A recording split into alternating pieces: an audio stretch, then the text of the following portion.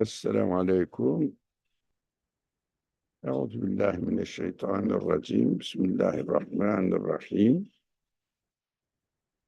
رب اشرح لي صدري ويسر لي أمري واحلل عقدة من لساني يفقه قولي واجعل لي وزيرا من أهلي هارون أخي اشدد به أزري ويشرك في أمري كي نسبحك كثيرا ونذكرك كثيرا إنك كنت بنا بصيرا. اللهم علمنا ما ينفعنا وانفعنا بما علمتنا وزدنا علما وارنا الحق حقا وارزقنا اتباعه وارنا الباطل باطلا وارزقنا اجتنابه. وصل اللهم على محمد وعلى آله وأصحابه وأتباعه وسلم. ربنا اغفر لنا وارحمنا وأنت خير الراحمين. آمين والحمد لله رب العالمين. Welcome everyone. We have started last week the second chapter of the 23rd word. So we just had an introduction to it and the first paragraph from the first remark, and we left from there. Inshallah, we will continue reading what is mentioned here on the first remark. But before doing all these readings, we need to listen to Anne's beautiful summary of the last week, just the headlines, what we mentioned, what was important point, what were the important points there, and we will continue. So let's start by listening Anne's summary and introduction. Thank you. Inshallah. So we started the second chapter of the 23rd word last week with the subtitle of including 5 remarks with respect to man's happiness and misery. Before we looked at the text, Brother Ali added two related surahs, which beautifully illustrate this second chapter. The first surah was Atin, Surah 95, ayat 4 through 5. This was added by Brother Ali to help us understand the text. This well-known ayat, we created man in the most excellent of creation, then reduce him to the lowest of the low. And the second related surah was from Al-Barakah, ayat 213. Humankind was a single community. They began to differ. Then God sent prophets to bring good news and warning, and with them he sent the scripture with the truth to judge between people in their disagreements. So what both of these are saying is that, well, let me just start with the first one. We created man in the most excellent pattern of creation, which means that this excellent pattern is given to us in a pure form, and we choose whether to keep it or to destroy it. Likewise, mankind was a single community, meaning everyone was created with the same qualities, and then they began to differ. This means that everybody has the potential to develop their abilities. We all have we have a single community. We have the potential to develop our abilities, to keep our original existence and not destroy it. But we need guidance. God won't leave us alone without guidance.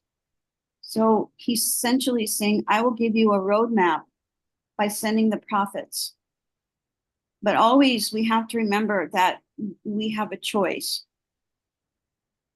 So after that introduction, we move to the text itself,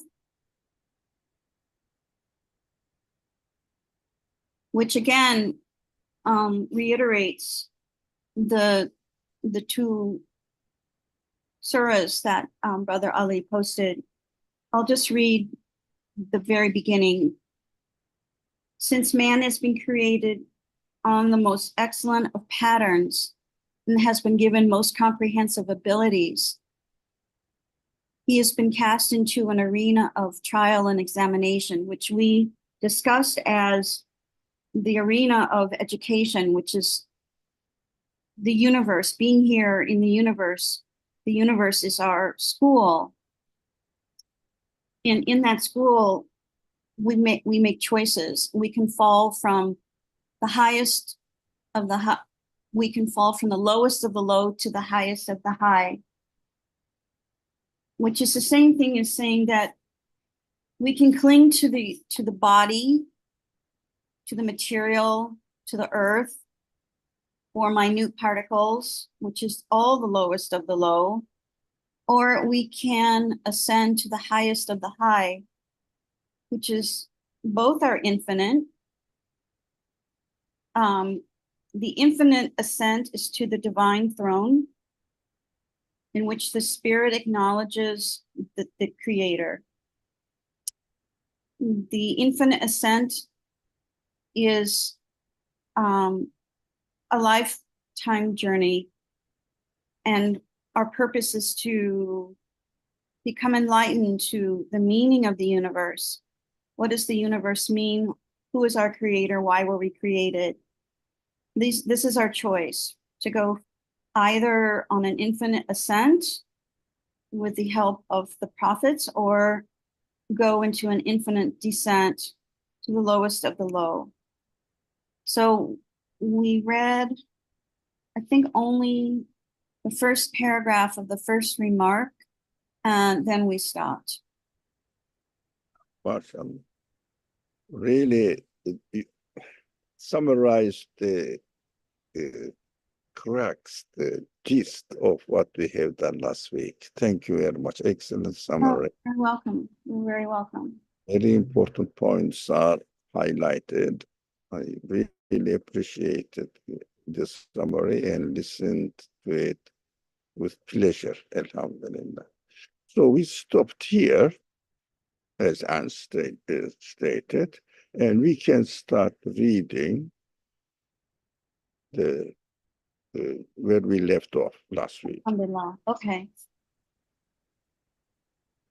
Thus, for man in this position, the only true object of worship will be one in whose hand are the reins of all things, with whom are the treasuries of all things, who sees all things and is present everywhere, who is beyond space, exempt from impotence, free of fault, and far above all defects, an all-powerful one of glory, an all-compassionate one of beauty, an all-wise one of perfection.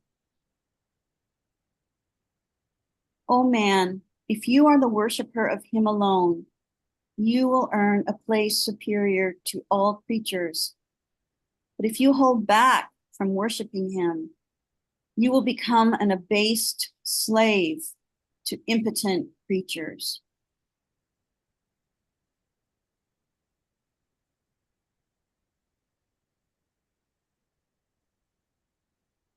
Do you want me to continue?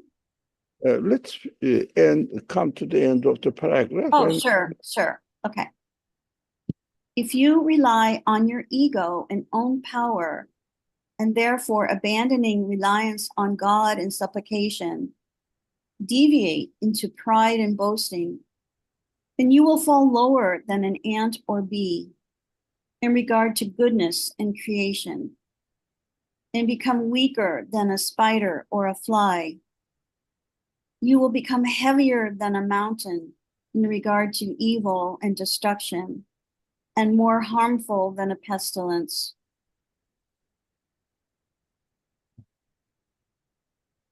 What we got from this paragraph?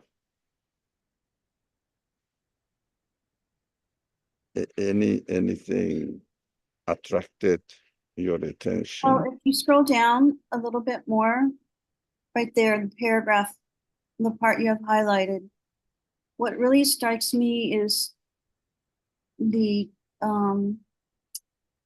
huge differentiation between relying on your ego and own power and relying on God.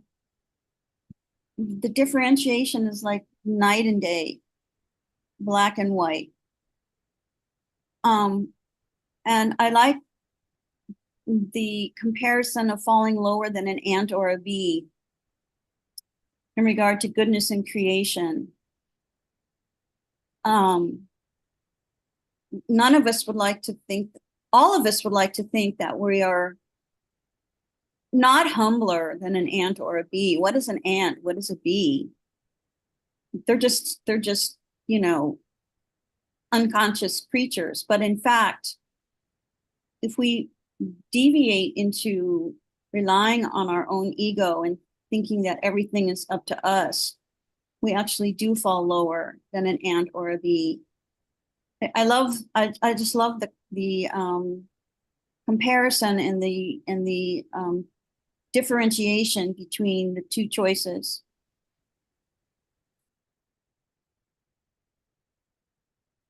No. Thank you for making a comment on the second paragraph that we read today. And while you were reading, it came to my mind that all the qualities mentioned about the Creator here, the only true object of worship, and in whose hand the reins of all things, and are the treasures of all things with him, and he sees all things, etc. All these qualities mentioned about the Creator, I think we know that these are the conclusions as a result of our observations of this world. So we observe this world and conclude that these qualities cannot come from the matter, unconscious matter itself. So everything must be given existence with these qualities, and the one, as the text says, the only true worship, object of worship. Of course, we understand from this true object of worship. Now, I had written here, expects from the one who can fulfill human needs, who can do all the things that I'm seeing in the universe, who can really bring me into existence, who can sustain my existence and continuing giving existence, and whatever I need while I am in this world, because I am created with these needs in order to understand that somebody consciously has brought me into this existence and created me with the needs and provided the answers, so that while going through these stages, I need this, I have to have it, I need this, I have to have it, and find it out that, they are already prepared for me. Of course, every human being is expected to ask the question, who brought me and who prepared everything before I was here? Whatever I needed, everything is ready. Who's organizing it? Who has organized it and still organizing it? So This is the true object of worship, means I can only refer these preparations, these creation, to the one who prepared it. And it can't be within the universe, it can't be, for example, let's say I found myself as being in a house, and everything in the house is arranged in such a way that I have, these are my needs, and all my needs are prepared there already and satisfied. Of course, I have to say, who did it? I cannot say the wall did it, door did it, because wall and door, all both, are prepared for me. And I say, I cannot see anyone in this area. And the wall is unconscious, door is unconscious, I don't know. All the floor, whatever there are in the houses, the electrical wires are unconscious, but they have no power. They have no quality to do all this prepared for this. I have to only say that whoever prepared this whole house and brought me in this and satisfying whatever I need, and he created with this need and provided everything that I need. He wants to introduce himself, but where he is, then the question, where is he? Or who is he? I said, I don't know. It is the universe, but definitely a house represents the universe.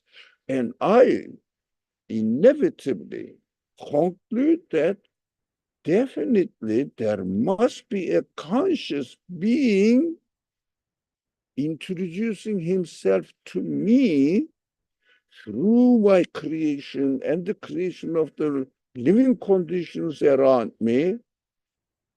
And I say, I don't see you, but through my human consciousness, which the version referred here at the very beginning and reminded us, this one, لقد خلقنا الإنسان في أحسن تقويم.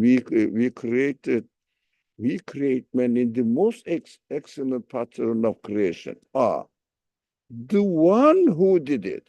That's why that is amazing to understand that belief, conclusion, human reason concludes, human consciousness confirms, human feelings definitely feels comfortable about this conclusion.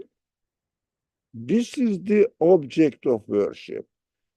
I say, thank you, whoever you are. Thank you, whoever you are. But whoever you are is a conscious being, deliberately giving existence to me, and who prepared me with these feelings and human qualities, that human qualities necessitates to come to this conclusion, to reach this conclusion, necessitates it. That is why we have to talk the only true object of worship is the one who prepared and gave existence and prepared everything for me. That is called the belief in English, the problem, in the one who prepared the whole universe for me. Unseen, it means not within the universe.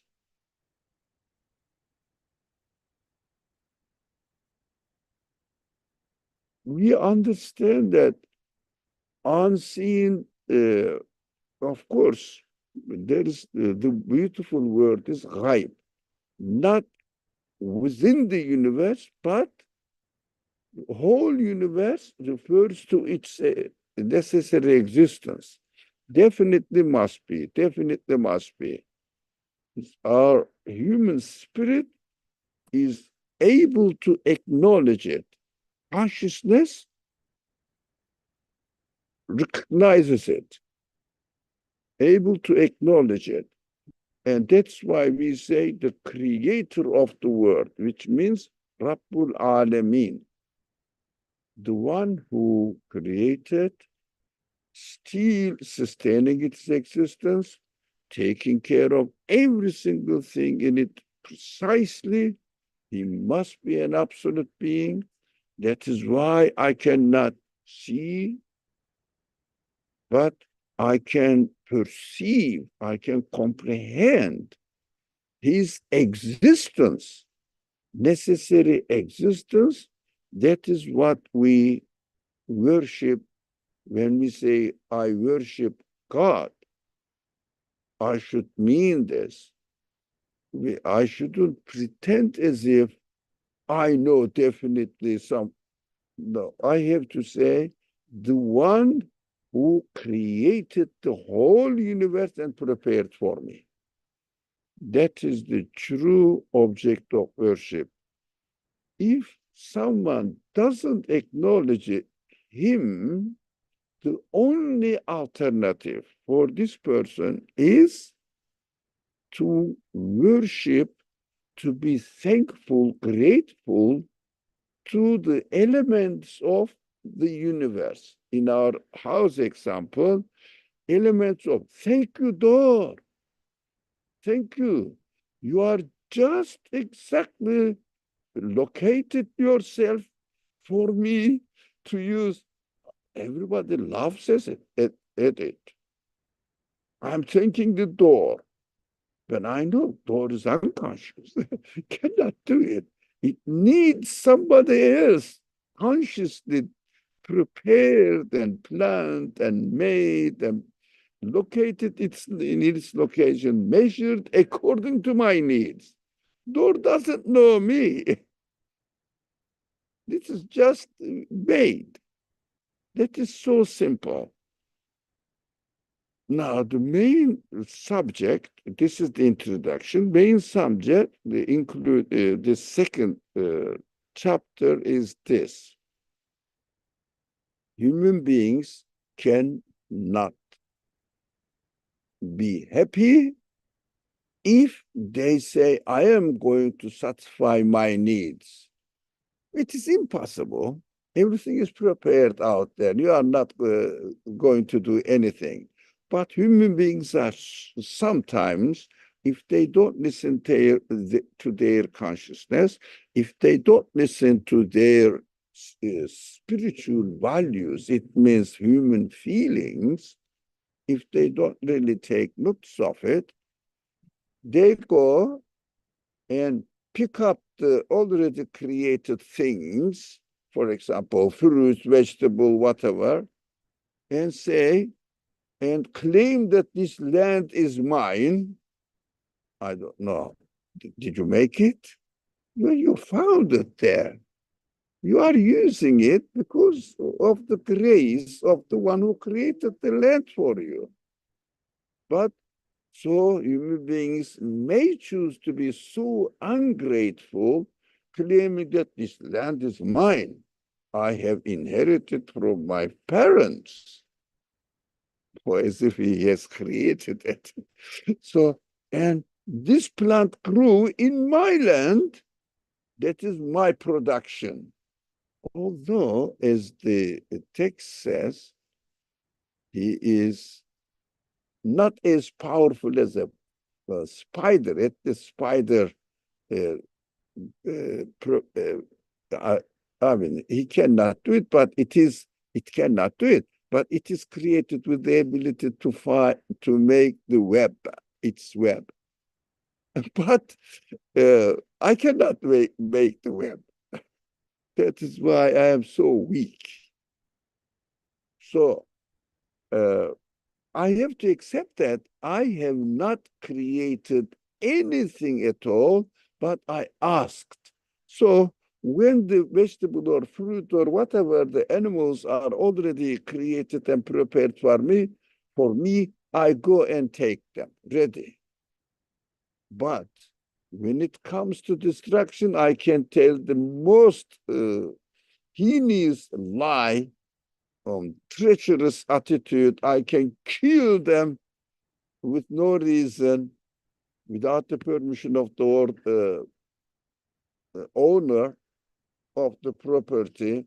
That's why while I am, for example, picking up my, uh, let's say I need beans, and the beans are created out there, while I am picking up the beans from its plant, I have to say, the one who created these beans with this plant, I acknowledge you.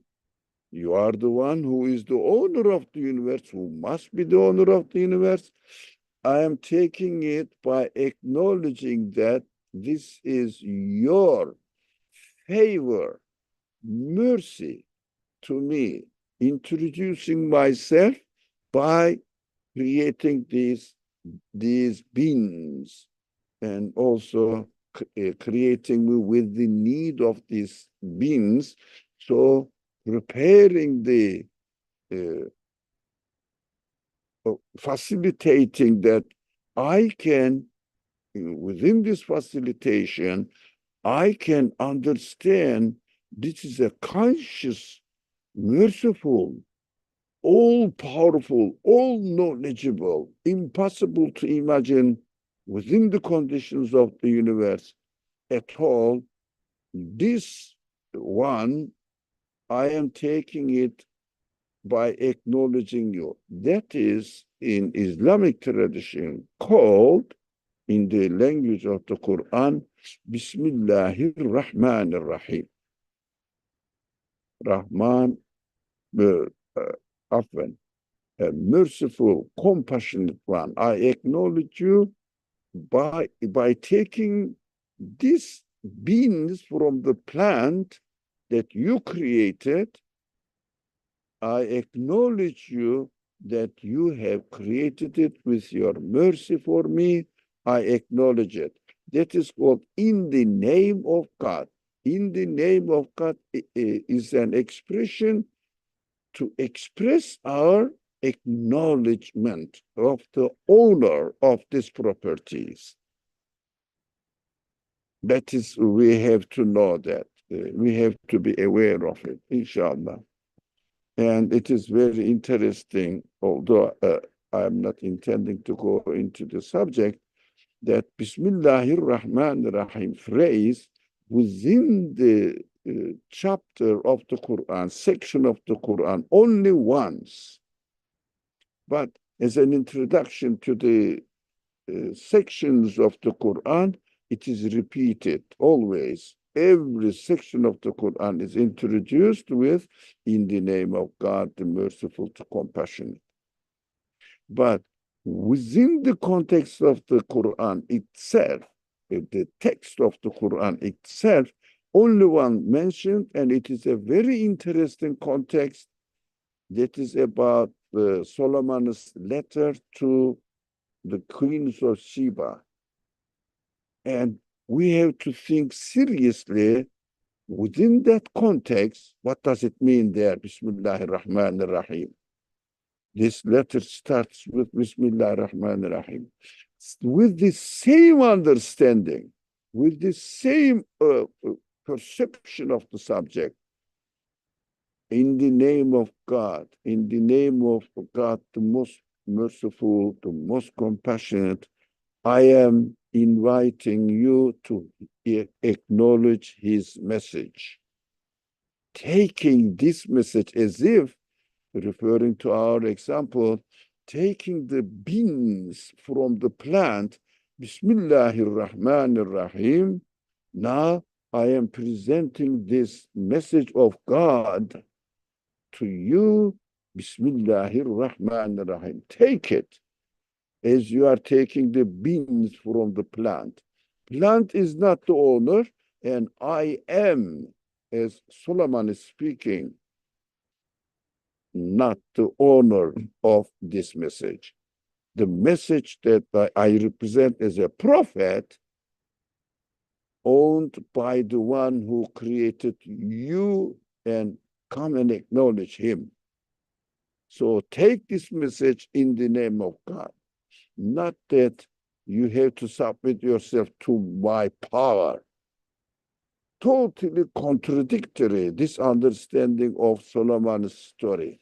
So I am very sensitive about this misreading of the prophet's narrations in the Quran, referring to material side of the matter, as if Solomon was a king, taking the land of other people and subjugating them under his power. It is disgusting. You cannot read the Quran in this way. So we have to see the Bismillahir Rahmanir Rahim within the context of our relationship with what's created out there, and also within the context of the relationship we have with other people. So while we are presenting God's message to myself, to others, to my friends, I have to present it with the consciousness of Bismillahir Rahmanir Rahim. That is really true belief that I am telling you what I have learned from God's message is God's message, not mine. When you accept it, you are not subjugating yourself to me. In this context, although I am extending it because I am very excited about this misrepresentation of the Quranic prophetic stories. So we have to watch out and be careful while we are reading the Quran mentioning the prophet's relationship or prophet's life stories in the Quran.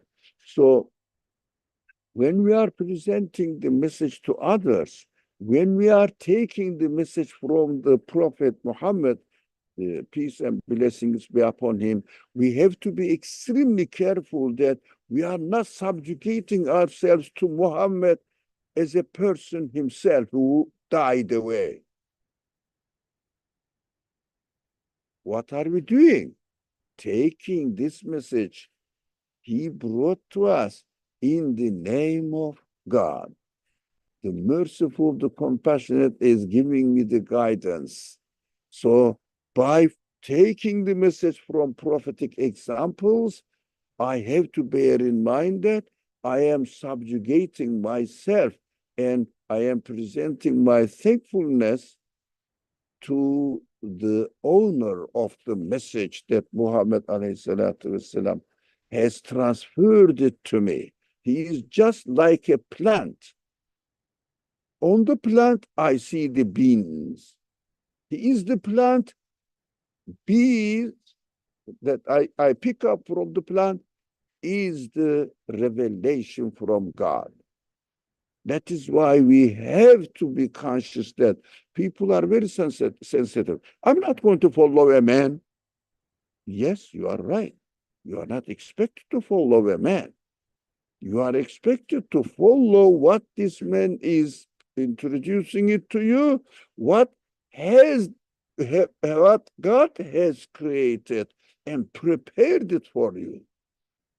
So that is called sunnah.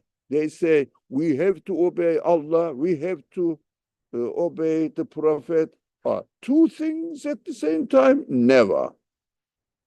We have to obey Allah while we are taking the message from the Prophet, obeying his message, saying that, yes, I am obeying you because you said you are the messenger of God. I accept you as you are, as a messenger, not the one who revealed the message. So while I am following you, I am following God, not you, because you are only a plant. I am taking the beans from you. These are all implications of in our personal relationship with what is created out there, our personal relationship with other people, and our personal relationship with the prophet and the message he brings to us. Everywhere, the only true object of worship is the one who prepared the whole universe for me. If I acknowledge him, I will be an honest person, not contradicting within myself. So this verse here, بسم الله الرحمن الرحيم يا أيها الناس ضرب مثل فاستمعوا له إن الذين تدعون من دون الله لا يخلقوا ذبابا ولو اجتمعوا له وإن يسلبهم الذباب شيئا لا يستنقذوه منه ضعف الطالب والمطلوب. It is a very interesting, though very simple example is given in this word. We see how we are totally impotent in creating anything, but at the same time, we are receiving everything ready for us. Now, let's read the translation. O humanity, a lesson is set forth. So, listen to it carefully. Look, very simple, but we have to be careful. Those idols you invoke, what is idol? What are these idols here? Human beings say naturally happening, the nature is producing it. Well, it happened to be accidentally, randomly developed and prepared by itself for me. What is it? The matter, unconscious matter. So they say these are the idols of our age. So those idols you invoke beside God. Who is God? We talked. The owner, the creator, preparer of this house of the universe. Or as use the word, the school of the universe, where we are educated, where we are taught who our owner is, who brought us here, so that we will present our worship to him. So these idols you invoke besides God can never create so much as a fly. Come on, create a fly. Come on. Even if they all were to come together for that, whole humanity works for it. All the scientists have been trying to work to see how life is, of course, this really nonsense, certain kinds of materialist scientists, to see how life has developed from matter. The essence of each is completely different from, infinitely different from each other. Then how matter will produce life. There have been many scientists have been trying to realize life coming out of matter so that they will get Nobel Prize. This is stupid. I mean, I don't know which word I should use for them. I cannot be really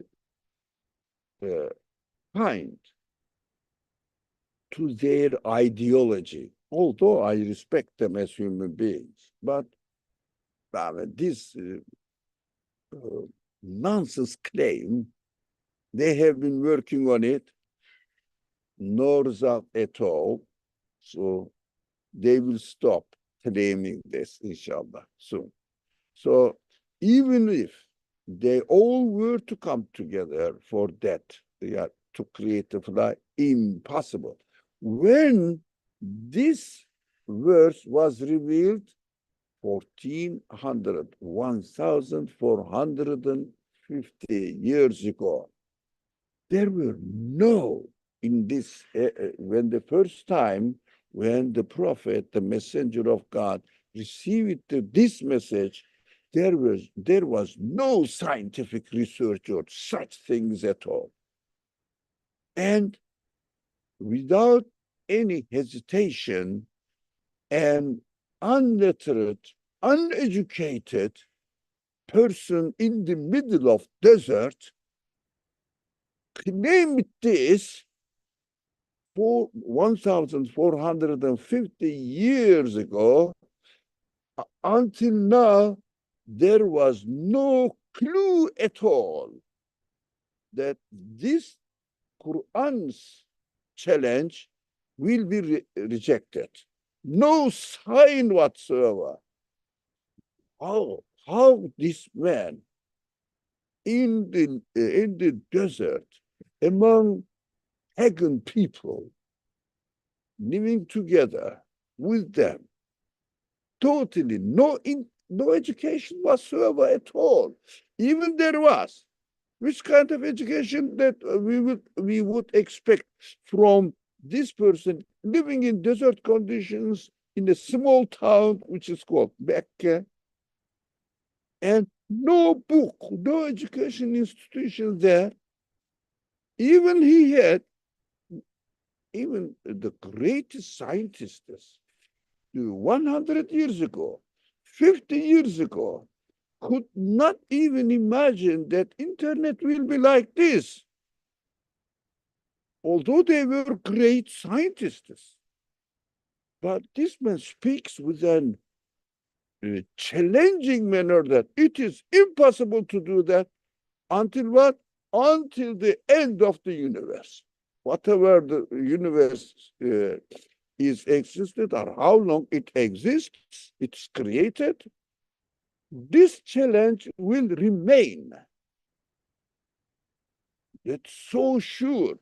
How do you think a Bedouin, a person who grew and lived in pagans with no education at all, can bravely claim this and saying that on top of this message is not mine? No. The one who created the universe taught me this, and I'm just conveying it to you. These are all miracles of the Quran. What are you looking for, the miracles of the Quran, where the Quran is mentioning about the stage of the fetus developing in the mother's womb? Yes, it is a miracle, but it is so simple compared to this miracle. I'm so excited about this kind of verses in the Quran. We have to appreciate the Quran. Anyway, I am excited about this kind of subjects and I am at the backyard, so no one can hear me here. I'm shouting because of my excitement.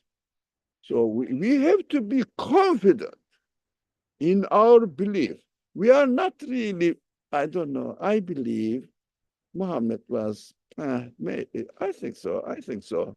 I think he's an honest man. That is very simplistic. That is very simplistic, very naive. We have to be absolutely sure as a full human being, with my intellect, with my feelings, with my spirit, with my heart, oh, whatever I am, 100% sure. No one can create life, let alone fly. No one can create anything, a microbe. No. So impossible. They have to use already created beings.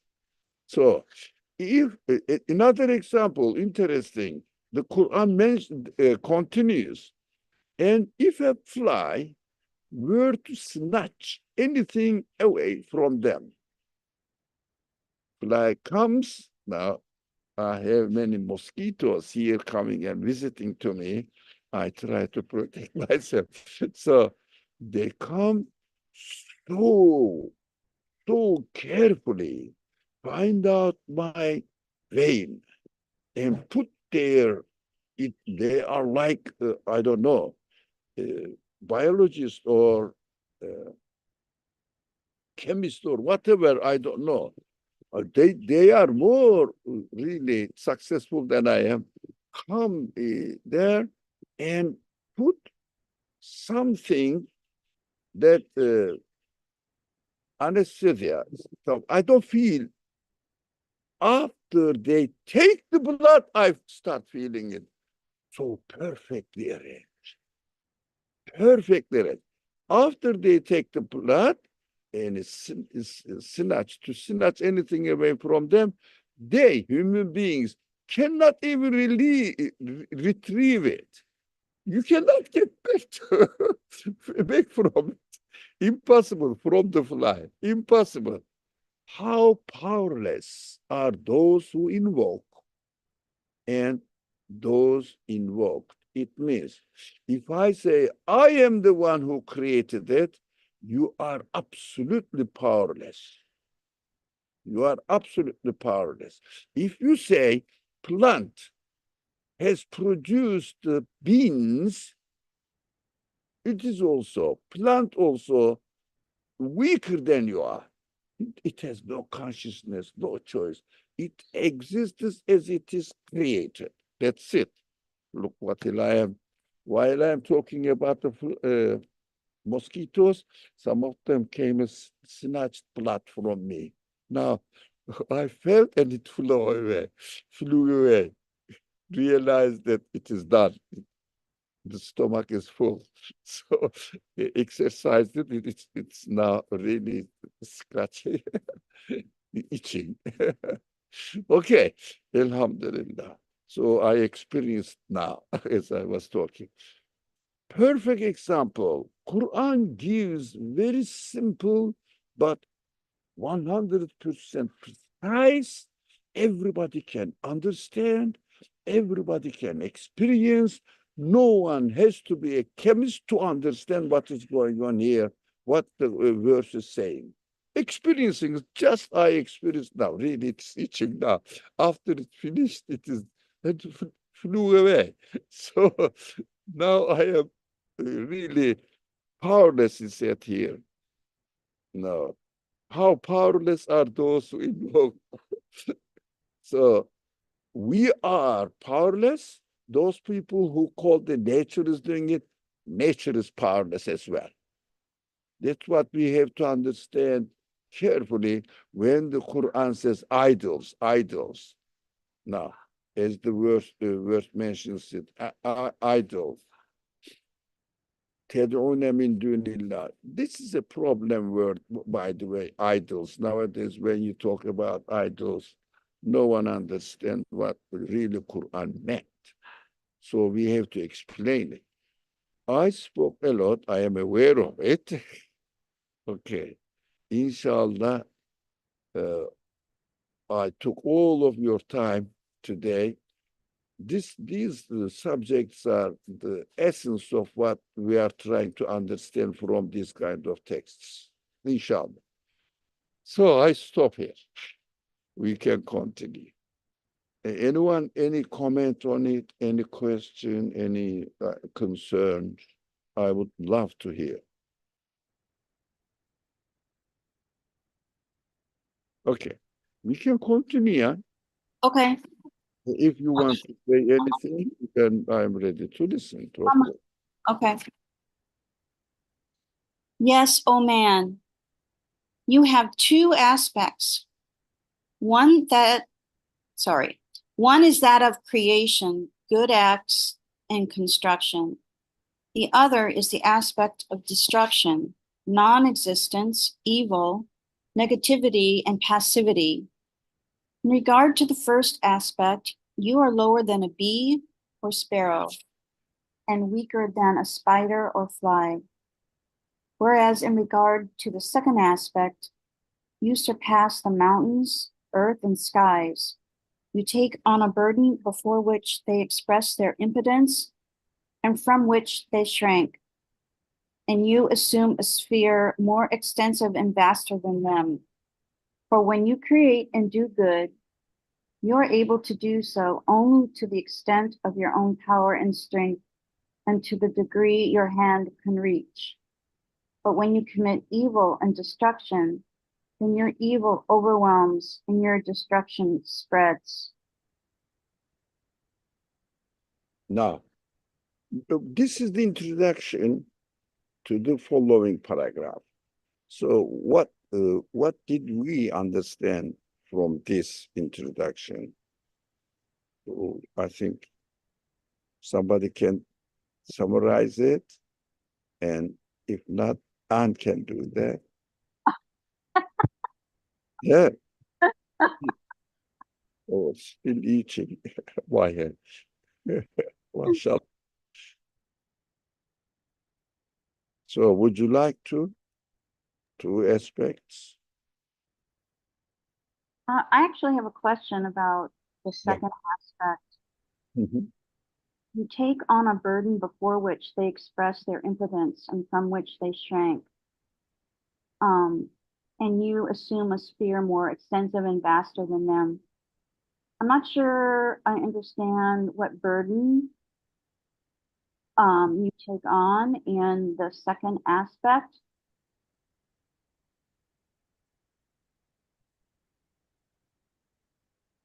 The second aspect meaning destruction. Distraction, yes. So if we choose the second aspect, that is we're stronger than the mountains and earth and skies, or they're impotent and shrink from um evil, whereas our evil surpasses even theirs. So is this saying that destruction, negativity is stronger than doing good? Now, simply speaking, yes, negativity, distraction is much stronger. But in fact, distraction we can distract, as it is going to be explained in the following paragraph. We can destroy the things with one. The example will be given in the following paragraphs. With one small fire, using the lighter and starting the fire, you can destroy the whole forest of California. You can destroy it, burn it. But this is the destruction. But as far as the construction is concerned, positive actions are concerned, I cannot create even one leaf of this forest, let alone leaf, one cell of a leaf. I cannot create it.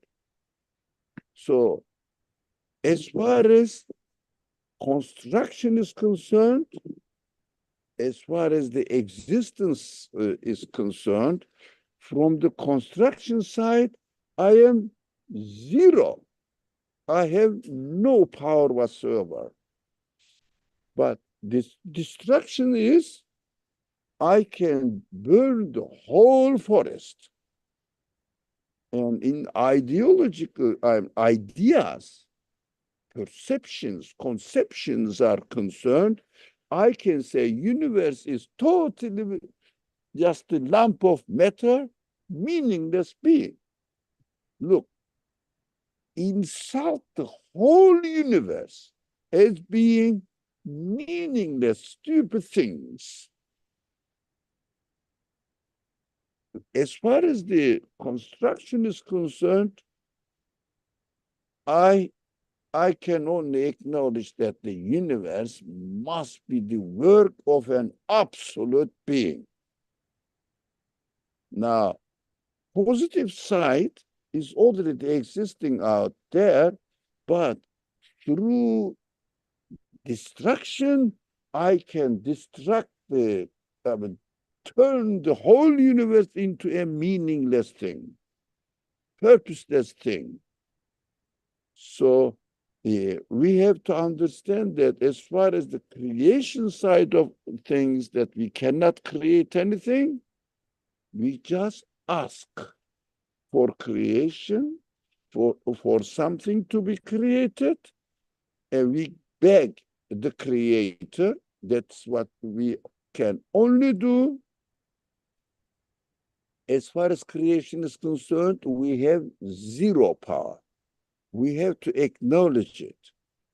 But if someone doesn't accept this reality, what he does, he distracts everything, which means reduces everything to meaninglessness and denies the owner of the creator of the universe and become the lowest of the law. It means only denying the reality. You have no value whatsoever. And as far as the construction is concerned, I can only confirm what already existed. I can only take from the creation what already created out there. So we should not claim we are the owner of anything. Of course, it is not to be used among people. The relationship between me and the one who created me. So I cannot claim anything. Everything is prepared by him. I am the one who is in need of all what has been created. That is what I understand this weakness. The burden of taking the responsibility that we took over ourselves, but mountains, earth, and skies, referring to a verse, in other words, in the Quran, that even the mountains in the eye of the human beings and the skies are so powerful. No, they didn't take this. It means they didn't take this responsibility up, the burden of responsibility. It means we have the choice. Either we have to accept the truth and submit to it, that is the choice, or we can deny it.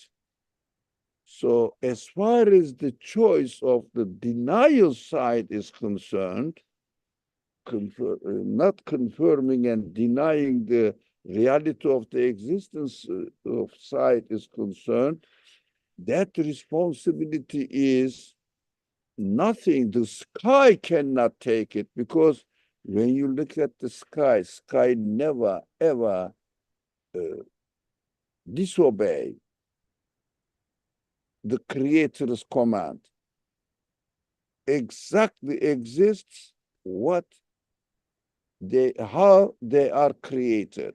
Whereas human beings, we may choose to rebel, not to accept, to deny the truth. But the way the sky exists always confirms that when you look at and study, for example, study an animal or a plant, you will understand that the material elements of the plant declare that they are not the creator of the plant, even their own existence. They behave in such a way that announces that they are created by the one who created the whole universe. When you look at them, they never say that I have this quality, not verbally, through their existence. They only say, I cannot do anything, and everything in my existence belongs to the one who created the universe, because everything exists within the context of the universe.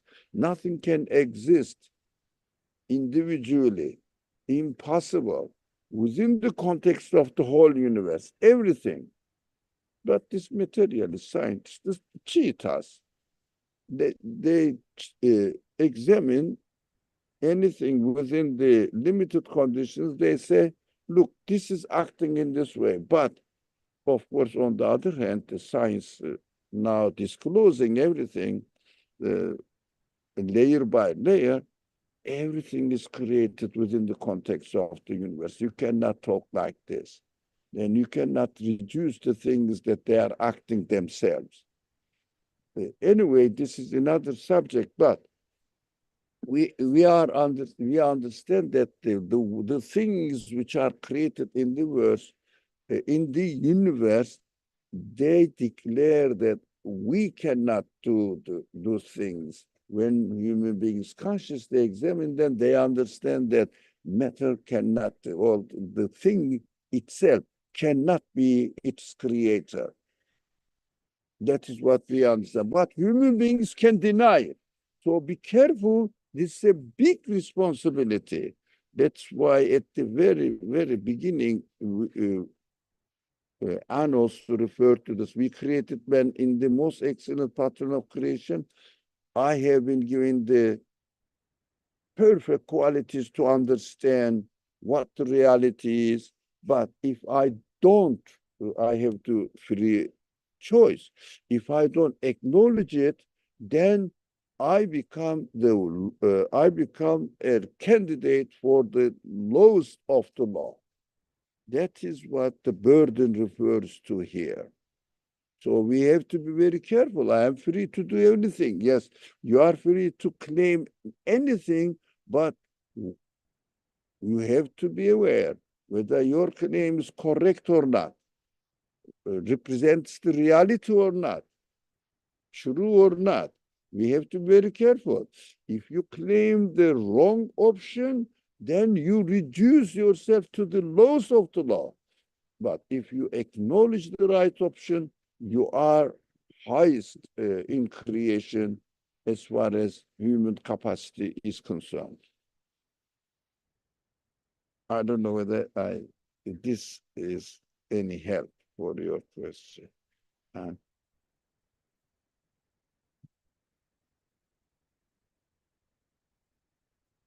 Is it clear for you now? Oh, yes, it's clear for me. Thank you. So we can stop here. Time is up. I'm sorry I spoke today a lot more than needed. I am very sorry. Shall we stop here? Yes, this is a good place to stop. Okay, thank you. Thank you. Bismillah ar-Rahman ar-Rahim. Thank you for joining our friends. Bismillah ar-Rahman ar-Rahim. Subhanaka la ilma lana illa ma 'allamtana innaka antal alimul hakim. Wa akhiru da'wahum and alhamdulillahi